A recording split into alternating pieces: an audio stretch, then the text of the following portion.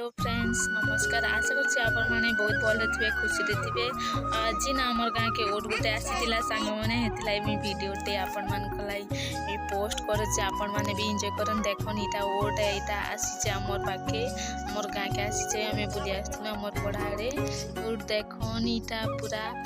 एटा धान दिया होचे धान टिके खाऊचे ओने रखा होचे धान देखन यहाँ सब ओट है एते बड़ ओट बहुत दिन देखनु आज बहुत दिन नहीं देखी थी ना आज का देखली मुई छोट बेल देखी थी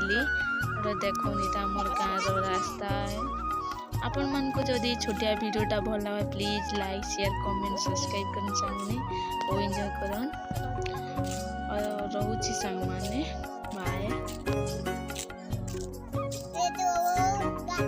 पला रे ओट बसी दी दोनी।